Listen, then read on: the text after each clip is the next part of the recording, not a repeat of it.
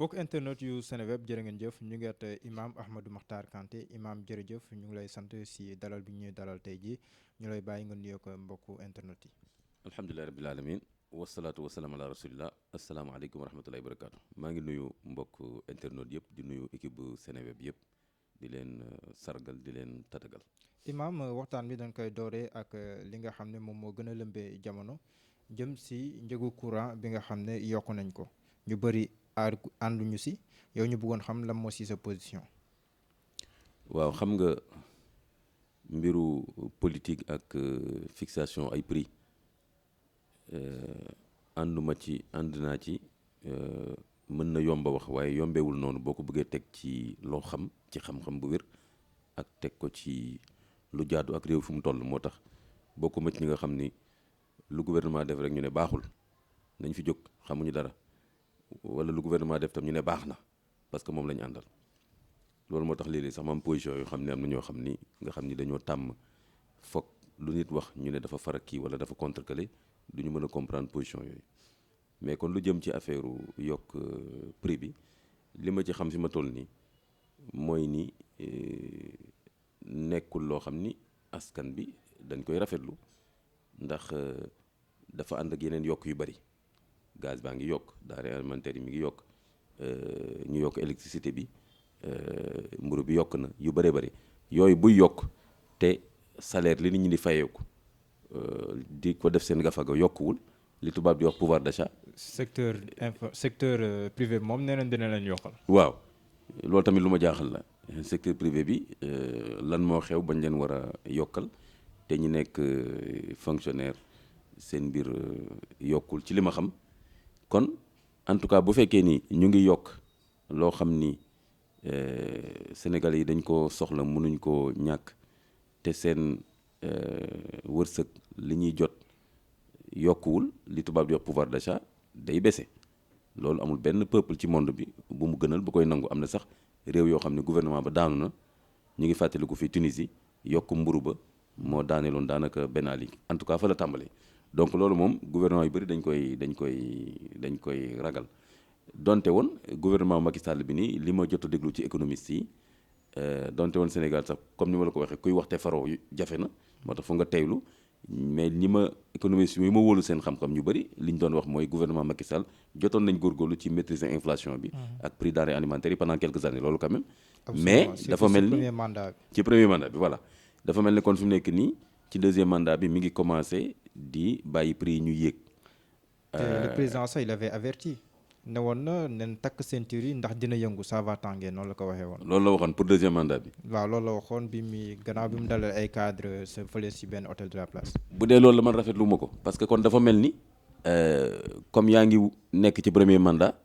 te xamoo ndax di nga am deuxième mandat lu ne nga ne amul problème wàccee prix yi subvention yi nga ne baax na d'ailleurs bu Sénélec beeg yëpp noonu ñoom xamoon nañ ne Sénélec du attan subvention état bi lu yàgg-yàgg te pourtant bi ñuy def seen campagne ñoom dañu waxoon sax ne mën nañ baisser prix électricité bi kon foofu waxeen am na fa Makhtar Cissé 2017 waxoon na ni Sénélec dañu def bénéfice. Absolument nga def bénéfice 2 ans après nga ne léegi su ma amul 13 milliards dana doy waar ñaareel ba mooy 13 milliards bu fekkee loolu rek la ñuy wut am na feneen fu ñu war a mën a génnee 13 milliards ci réew mi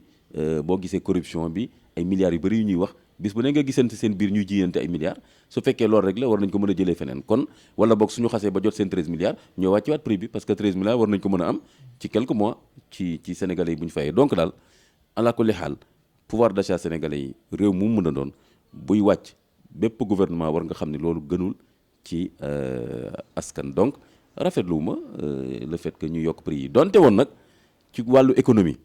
du ma gaawantu di wax ne bu nu yokk wala nañ wàññi parce que bu fekkee yokk bi jaar na yoon comme li ñuy wax tamit affaire endettement su ma ne leb bi bëri bu fekkee leb bi jaar na yoon lu ñu mën a fay la te dañ ko soxla kon côté boobu moom dama koy gën a bàyyi ak économistes yi. waaw moom explication bi ñuy gën a joxe moom mooy. subvention bi nguur gi doon def. waaw daf koy wàññi ngir permettre ñi nga xam ne ba léegi ni Sénégal jotaguñu si wàllum courant. waaw ñooñu tamit ñu mën a jote si wàllum courant ngir universaliser l'accès à l'électricité. lu tax ci premier mandat bi waxul woon boobu réflexion parce que Sénégalais yi ñoo fi nekk ba tey premier mandat bi xamoon na ni dañuy subventionné ñu bàyyi subvention yi noonu lu tax dès le premier mandat waxul damay arrêter subvention bi pour universaliser donc raisonnement boobu am na ay problème wàññi woon na ko fi tamit. voilà ba pare sax wàññi woon na prix électricité bi kon nag soo jékki-jékki ne dama koy yokk dana am problème ci raisonnement bi kon ak tam li ma la wax Makhtar Cissé li mu wax Senelec def na bénéfice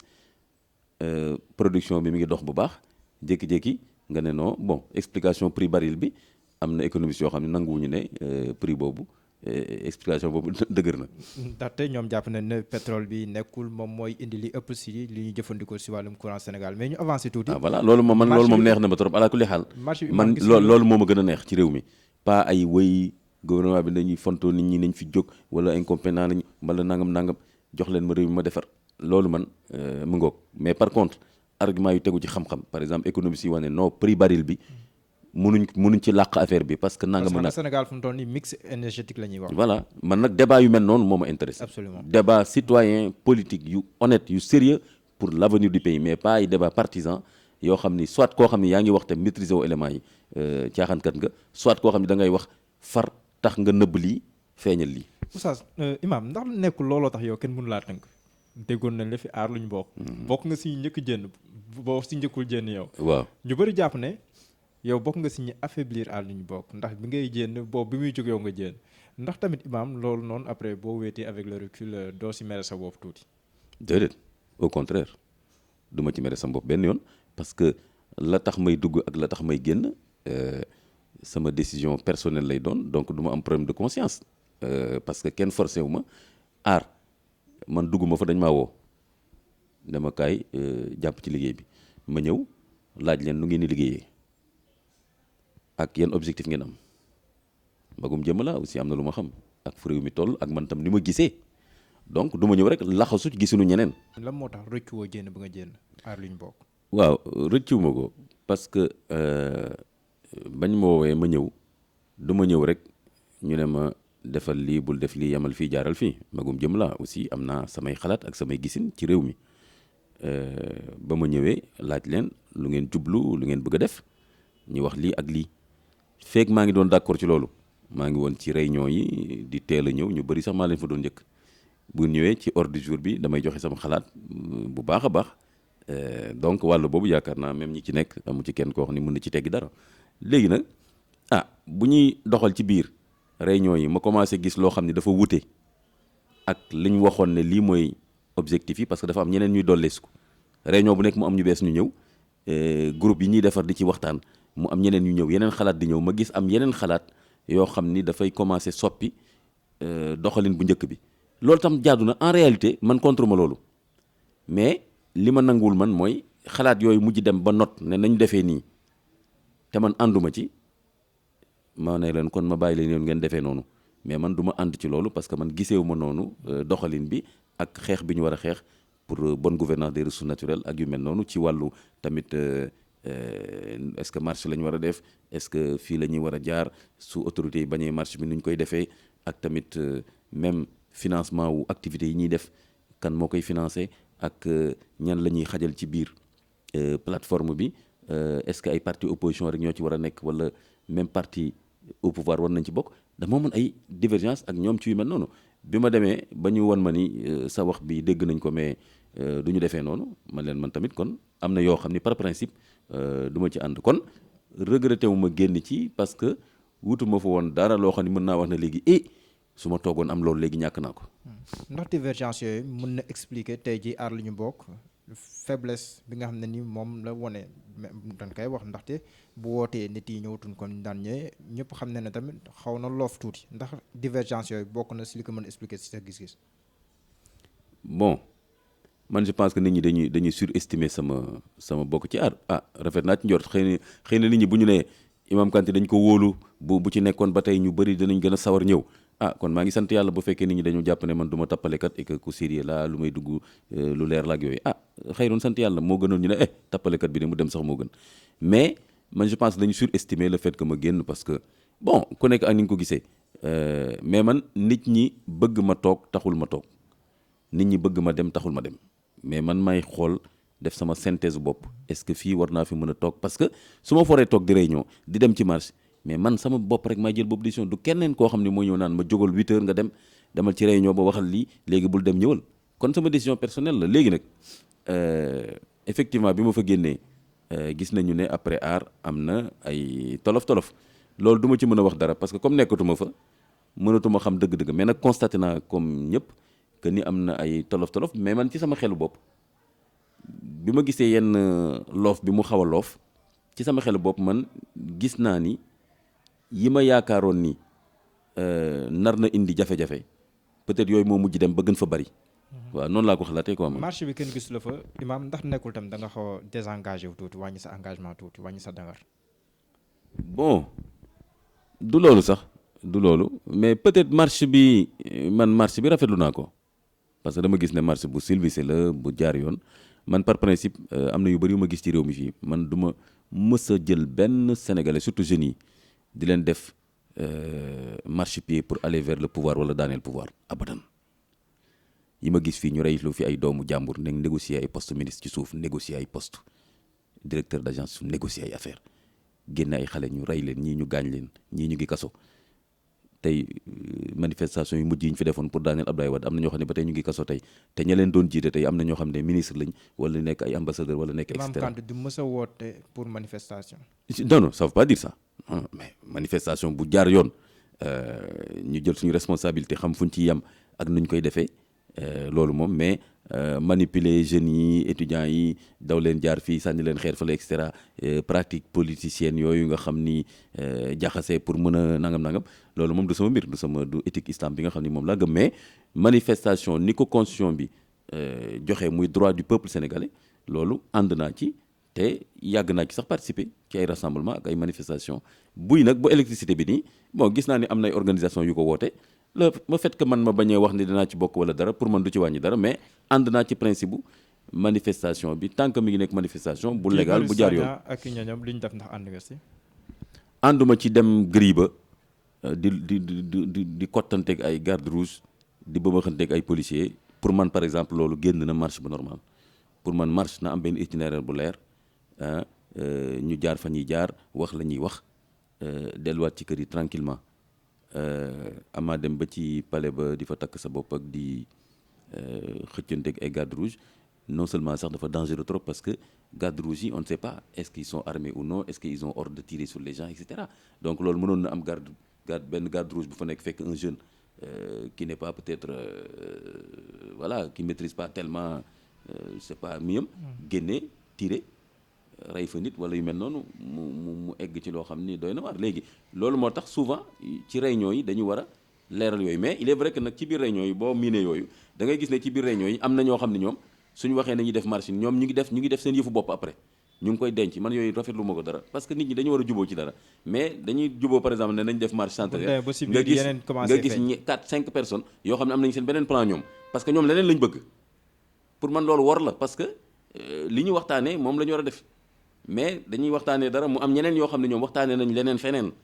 ne nañ def loolu. kon yow bokkoo si naan libéré Guy Marius Sagna et compagnie. Si mën naa wax libéré par clémence justice bi mën nañu def benn clémence comme ni ma ko waxee woon ci sëriñu daara bi comme loi réew mi dafa tere jeng te moom nee na xamu ko woon ma ne circonstance atténuante nañ def benn peine d'apaisement parce que climat social bi jaru ko. léegi par exemple pour Guy Sagna comme ni ma waxee man rafetlu ma du ma wax benn jeune sénégalais muy dem di xëccanteeg garde rouge wala ci grille bi mais je suis d'accord pour des marches pacifiques organisées et correctes donc comme demee na nii y a pas mort d'homme y a pas blessure y a rien moi je me dis que nañu def une peine d'apaisement. ndax Imam Kanté suba bu ko président Macky Sall woowoon pour ñu liggéey ñoom ñaar mu koy xelal ci réew meeg yooyu noonu dina nangu. En tout cas sama xalaat tollul foofu fi mu nekk nii moom mais président en tant que autorité comme keneen ci autorités yi ci réew mi fii souvent daf may arrivé sax ay autorités religieuses wala politique woolu ma wax ak man ay mbir ñu waxtaan ci et cetera en tant que président bokk na ci ñàkk war ma président wala nga ne du ma wuyu parce que loolu day mel ne ni moom du sénégalais comme yow wala kon da nga am complexe am ba mënoo toog ak moom wax wala moom benn iblis la boo xam ne mérité wul sax ngay toog. donc su ma président woo nga liggéeyal réew mi à ses côtés nga liggéeyal réew mi à ses côtés. dinaa ko laaj lan la tuddee liggéeyal réew mi à ses côtés. di ko xelal par exemple si wàllum diine. waaw bu boobaa dama koy wuyu ne ko lan nga tuddee ma lay xelal ci wàllu diine lan mooy sa terme de référence yi nga ma jox mu jox ma ko ma xool terme de référence yi su ma xoolee terme de référence gis ne lii am naa liberté mën a liggéey correctement te lii may liggéey intérêt réew mi la en ce moment là en public ma wax ne lii mooy sama mission dinaa ko liggéey nii bu fekkee d'accord ma ci terme de référence yi ma jox wala ma gis ne lii du ma ci mën a liggéey wala même su ma nangoo liggéey boobu tam doxal tuuti gis ne ñu ngi détourner samay objectif wala mayetuñ ma liggéey li ma bëgg a liggéey ma démissionner sur le champ. loolu leer na Imam yow au moins dañuy saluer franchise bi nga ko waxee parce que ñu bëri boo leen si laajee dañuy wéy waaw ben mais troisième mandat bi léegi sax waxatuñu troisième mandat am na beneen proposition bu feeñ si koo xam ne nii yàgg na si politique Sénégal tey tamit fu mu toll nii président Macky Sall la àndal moom jàpp na ne dañoo war a daqal lépp lu jëm si tënk ñaata yoon la nit war a mën a nekk njiitu réew Sénégal ñu bàyyi askan wi tànn ndax loolu yi tamit mën du ko jàngate comme benn liberté bi ñuy jox askan wi mu nekk droit mi tamit mu tànn kan moo koy jiite. waaw man c'est vrai que limitation mandat yi kii moo ko indi rek jaar-jaar la rek xam nga souvent décision yi mel noonu jaar-jaar day am moo tax souvent des fois jaar-jaar lu mu metti bu mu tax ñu gaawantu jël ay décisions yoo xam ni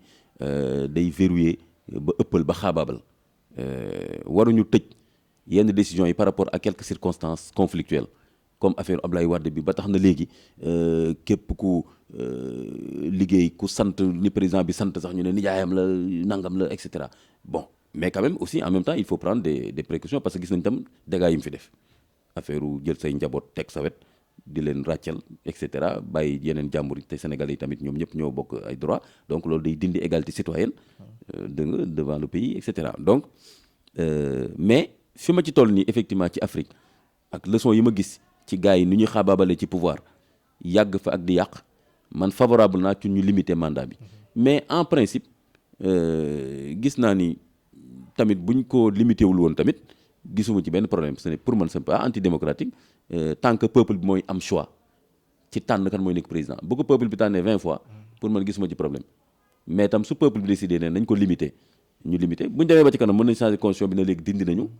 limitation boobaa tamit bu ko peuple bi choisir rek de façon libre mais pas ñu def benn genre achat de conscience bund xatal nit ñi nangam pour ñu def ko boobaa moom taxutul ñuy wax. mais ndax bu ko sëñ Mbacké Ndiaye waxee jamono ji ñuy ruumandaat naan président Macky Sall bëgg na am troisième mandat wala bëgg ko am ndax nekkul loolu noonu moo xam bu taal bi.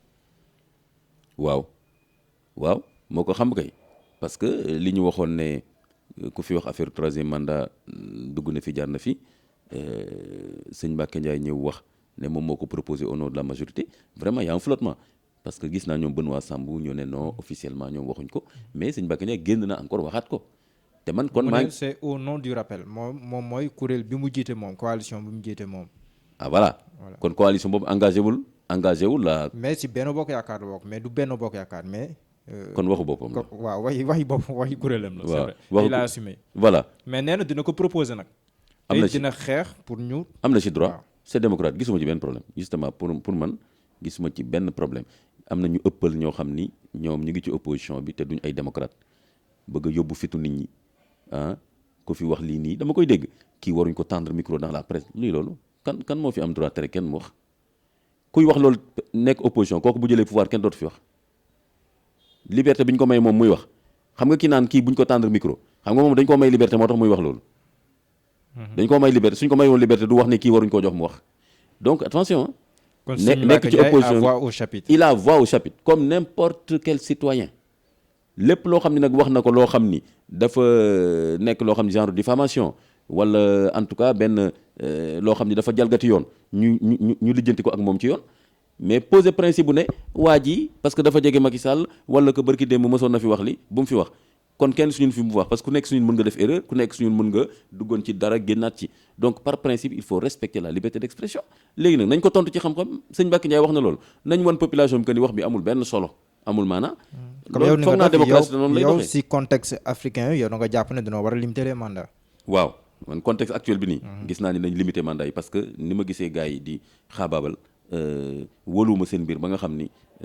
bàyyi noonu mën na findi ay guerre civile ak gi dul jeex du xaaj te pour man ñaari mandat war na mën a doy koo xam ni bëgg nga sa askan bëgg jàmm nga liggéey lu xaj ci ñaari mandat li ki des nga ne askan bi comme ñaari mandat ngeen ma joxoon léegi fii laa ci yem keneen ku ñëw eggali mais par force maay jiite réew mi maa fi ëpp xel maa fi gën a baax maa fi gën a jub li ma leen yéene man maa ko xam léegi nangu leen par force ma continuer loolu kenn mësu ko gis fenn